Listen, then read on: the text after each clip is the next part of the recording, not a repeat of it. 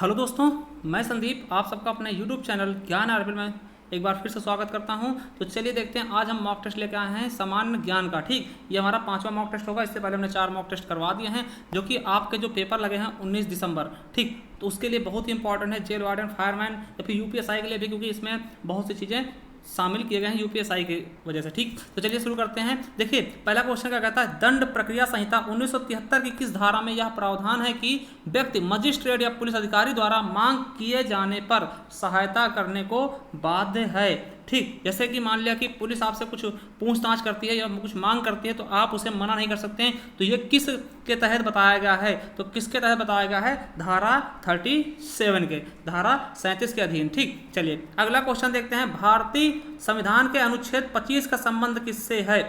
तो भारतीय संविधान जो अनुच्छेद 25 है वो किससे संबंधित है, इसके बारे में आपको बताना है। समानता का अधिकार, संपत्ति का अधिकार, या धर्म की स्वतंत्रता का अधिकार, या फिर अपृष्यता का अधिकार। तो ठीक के अंत से, तो किससे संबंधित है, तो ये आपको बताना है। देखिए 56 का हमारा सही ऑप्शन क्या होगा, सी, धर्म की स्वतंत्रता से। ठीक, देखिए 25 का क्या हो जाएगा, धर्म की स्वतंत्रता से। ठीक, समझिएगा। और देखिए कभी कभार पूछ लेता है अपृष्यता का अंत, है ना, तो छुआछूत का अंत किससे है, तो आर्टिकल 17, मतलब 17 याद रख लेना, अनुच्छेद 17 में इसके बारे में बताएगा। और संपत्ति का अधिकार आप लोग पता है, इसे हटा करके कहाँ रख दिया गया है, 300A में, आर्टिकल अनुच्छेद 300 के ए में। ठीक, तो ये भी याद रख लेंगे, ये भी आपका बहुत ही इंपॉर्टेंट है। ठीक, चलिए अगला क्वेश्चन देखते हैं। भारत के उपराष्ट्रपति निर्वाचित होते हैं जनता द्वारा, या संसद के दोनों सदनों द्वारा, या राज्य विधानमंडलों द्वारा, या राष्ट्रपति द्वारा। तो हमारा 57 का सही ऑप्शन कौन सा हो जाएगा, इसके बारे में देखते हैं। तो किसके द्वारा हो जाएगा, संसद के दोनों सदनों द्वारा। तो हमारा बी ऑप्शन बिल्कुल राइट हो जाएगा। चलिए अगला क्वेश्चन देखते हैं। भारतीय संसद में निम्नलिखित में से कौन कौन शामिल है?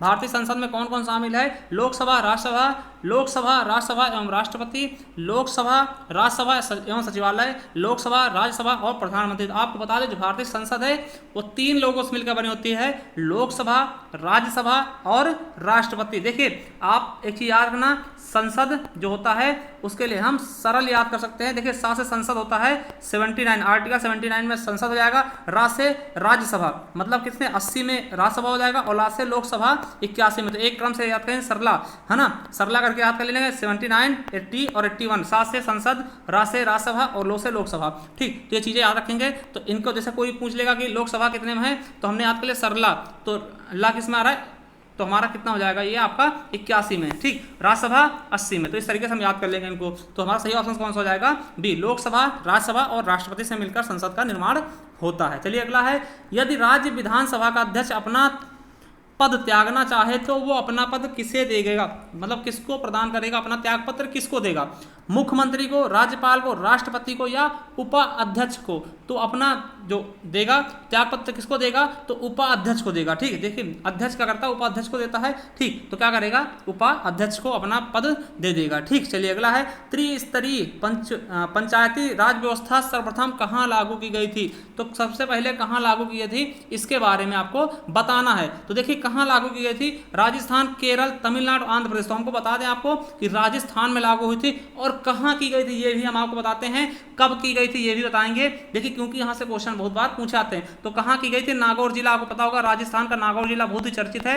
ठीक, और 2 अक्टूबर को, कब, 2 अक्टूबर 1962 को, ये डेट भी याद रखेंगे। सबसे पहले कहाँ लागू हुई थी, 2 अक्टूबर 1962 को नागौर के राजस्थान में। ठीक, नागौर जिला राजस्थान में। इसके बाद कहाँ हुई थी, फिर आंध्र प्रदेश में। तो द्वितीय राज्य कौन सा हो जाएगा, आंध्र प्रदेश। पूछ लेता, देखिए अब क्या करते हैं, प्रथम तो सबको पता होता और याद भी होता, अब द्वितीय के बारे में पूछ लेता तो आपको भटकना नहीं है। द्वितीय कौन सा हो जाएगा, आंध्र प्रदेश। चलिए अगला है, जब किसी पाषाण खंड को पानी में डुबोया जाता है तो वह समान से पानी को विस्थापित कर देता है।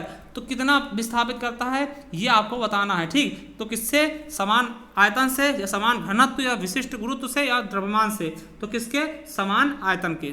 ठीक, चलिए अगला क्वेश्चन देखते हैं। नेक्स्ट क्वेश्चन क्या कहता है, देखिए अगला क्वेश्चन, जल का घनत्व 1g/cc है, बिल्कुल, यह बिल्कुल सही होगा। तो किसके सही होगा, तो किसके होगा, देखिए 0 डिग्री सेल्सियस पर, या 4 डिग्री सेल्सियस पर, या 25 डिग्री सेल्सियस पर, 100 डिग्री सेल्सियस। तो किस पे हो जाएगा, 4 डिग्री सेल्सियस पर। चलिए अगला क्वेश्चन है, किसी एथलीट को बताओ तत्कालीन ऊर्जा के लिए क्या दिया था। देखा होगा आपने, जो एथलीट होते हैं वो कुछ पिया करते हैं, कौन सा ड्रिंक होता है वो आपको बताना है, कार्बोहाइड्रेट, वसा, प्रोटीन या फिर विटामिन। तो आपको बता दें जो तत्काल एनर्जी देता है उसको हम कार्बोहाइड्रेट बोलते हैं। तो कार्बोहाइड्रेट आपने देखा होगा कोई जैसे क्रिकेटर हो खेलते खेलते जो पीते हैं ड्रिंक, वो क्या होता है, कार्बोहाइड्रेट होता है, ठीक उसमें। चलिए अगला है, प्याज में खाद्य भाग है पत्ता, तना, जड़ या पुष्प। तो प्याज का खाने वाला भाग क्या होता है ये आपको बताना है। तो प्याज का खाने वाला भाग होता है, देखिए नीचे का होता है रहने वाला तना होता है, ठीक, जिसको क्या होते हैं सलकंद बोलते हैं। तो क्या हो जाएगा हमारा तना, ठीक, सी ऑप्शन बिल्कुल राइट हो जाएगा, जिसे सल्ककंद बोला जाता है, ठीक, ये रहने वाला नीचे रहने वाला तना होता है, ठीक। चलिए अगला देखते हैं, 65 नंबर का कहता है, निम्नलिखित में से कौन विश्व का पहला लैपटॉप कंप्यूटर बाजार में लाया गया। तो कौन सा जो लैपटॉप कंप्यूटर है पहले बाजार में आया है विश्व का, तो इसके बारे में देखते हैं, हैवलेट पैकार्ड या इप्सन या फिर लैपलिंग ट्रेवलिंग सॉफ्टवेयर इंक या माइक्रोसॉफ्ट। तो किसका है, तो इप्सन का, ठीक, कौन सा, इप्सन का सबसे पहले मार्केट में लाया गया था, ठीक। चलिए अगला क्वेश्चन देख लेते हैं हम, नेक्स्ट क्या कहता है हमारा, अकबर की इच्छा अनुसार किसने रामायण की फारसी भाषा में अनुवाद किया था। देखिए रामायण का फारसी भाषा में किसने अनुवाद किया था ये आपको बताना है, अबुल फजल, अब्दुल कादिर बदायूनी, फैजी अब्दुल रहीम खाने खाना। तो किसने किया था आपको बता दें, बदायूनी ने, ठीक, इनका पूरा नाम क्या था, अब्दुल कादिर बदायूनी ने, ठीक। चलिए अगला क्वेश्चन देखते हैं, नेक्स्ट क्वेश्चन, शक विजेता किसे जाना जाता है, शक विजेता के नाम से किसे जाना जाता है ये आपको बताना है। तो दोस्तों क्या होगा इसका सही आंसर, चंद्रगुप्त प्रथम, समुद्रगुप्त या चंद्रगुप्त द्वितीय या फिर कुमारगुप्त। तो हमारा इसका सही ऑप्शन कौन सा हो जाएगा, चंद्रगुप्त द्वितीय, चंद्रगुप्त द्वितीय। तो देखिए ये बहुत अच्छा क्वेश्चन था। अगला क्वेश्चन देखते हैं, बाल गंगाधर तिलक ने को किसने अशांति का जनक कहा। बहुत अच्छा क्वेश्चन है, लॉर्ड कर्जन, विसेंट स्मिथ या वैलेंटाइन सिरोल या फिर हेनरी कॉटन। तो किसने कह दिया इनको कि भैया आप क्या हैं, अशांति के जन्मदाता हैं। तो किसने किया था, वैलेंटाइन सिरोल ने, ठीक। तो हमारा सही ऑप्शन क्या हो जाएगा, सी नंबर। चलिए अगला देखते हैं, 69 नंबर, वर्ष 2011 की जनगणना के अनुसार जनसंख्या का अधिकतम घनत्व किस राज्य में है। मतलब सबसे ज्यादा जनघनत्व किस राज्य में है ये बताना आपको। भैया आपको बता दें सबसे ज्यादा जनघनत्व कहाँ है, बिहार में है। कितना है, 1106, ठीक। ये 2011 की बात कर रहे हैं, अब तो और ज्यादा बढ़ गया होगा। देखिए जनघनत्व क्या होता है कि पर 1 वर्ग किलोमीटर में रहने वाले लोगों की संख्या को क्या बोलते हैं, जनघनत्व। मतलब 1 किलोमीटर ले आता है दायरा, उसमें कितने लोग बसे हुए हैं तो उसे क्या बोलते हैं, जनघनत्व। तो हमारा सही ऑप्शन कौन सा आएगा, बी, बिहार। चलिए अगला है, भारत की जनसंख्या में ऋणात्मक वृद्धि दर्ज की गई थी। तो भारत की जनसंख्या में ऋणात्मक वृद्धि कब दर्ज की गई थी, तो 1911 से 1921 के बीच। तो हमारा इसका बी ऑप्शन सी बिल्कुल राइट हो जाएगा। चलिए अगला क्वेश्चन देखते हैं, नेक्स्ट क्या कहता है। अगला क्वेश्चन है, निम्नलिखित में से भूमध्य रेखा किस देश से होकर नहीं गुजरती। तो किस देश से होकर नहीं गुजरती, केन्या, मैक्सिको, इंडोनेशिया या फिर ब्राजील। तो हम आपको बता दें कि ये मैक्सिको से होकर नहीं गुजरते। और किन किन देशों से गुजरती तो हम आपको नाम गिना दे रहे हैं, आप लोग याद रखना। कांगो, ठीक, कांगो हो गया पहला, दूसरा केन्या, तीसरा इंडोनेशिया, ब्राजील चौथा, सोमालिया पांचवा, कोलंबिया छठवां और सातवां क्या, मालदीव। तो इन राज्यों से, इन देशों से क्या भूमध्य रेखा गुजरती है, ठीक। तो भूमध्य रेखा इन राज्यों से गुजरती है, हमने नाम बता दिया, आप लोग लिख लेना। और कर्क रेखा आपको पता है कहाँ से गुजरती है, भारत से होकर गुजरती है, ठीक है। 8 राज्यों से गुजरती है, तो वो भी याद रखेंगे, वहां से भी क्वेश्चन आपके बनते हैं। अगला है, रियो ओलंपिक 2016 में किस भारतीय को ओलंपिक ऑर्डर के सम्मान से सम्मानित किया गया था। किसको सम्मानित किया गया था, एन रामचंद्रन, जसदेव सिंह, साक्षी मलिक या लिएंडर पेस। तो आप बता सकते किसको किया गया था, तो आपको सही इसका आंसर क्या हो जाएगा, एन रामचंद्रन को, ठीक। कौन, किसको, एन रामचंद्रन को। तो हमारा ए ऑप्शन बिल्कुल राइट हो जाएगा। चलिए अगला क्वेश्चन देखते हैं, हरित क्रांति के मुख्य तत्व हैं।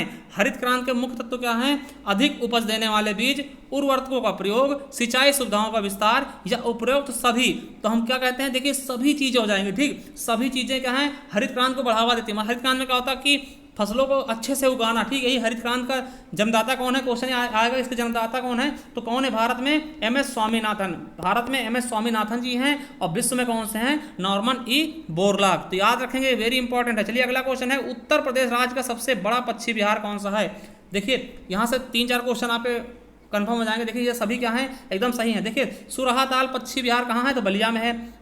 पटना पक्षी विहार एटा में है। समसपुर पक्षी विहार रायबरेली, ये हमारे जिले का है, ठीक। रायबरेली में समसपुर पक्षी विहार पड़ता है। अगला है, पार्वती अरंगा पक्षी विहार गोंडा। तो सबसे बड़ा कौन सा है, तो हम आपको बता दें सबसे बड़ा कौन सा है, सुरहाताल पक्षी विहार, जो कि कहाँ है, बलिया में।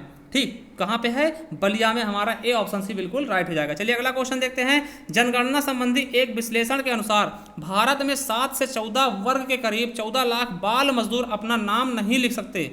यह विश्लेषण किस संस्था द्वारा किया गया था? यूनेस्को या यूएनडीपी द्वारा या सीआरवाई द्वारा या एमओडीआईएस द्वारा? तो किसके द्वारा किया गया था?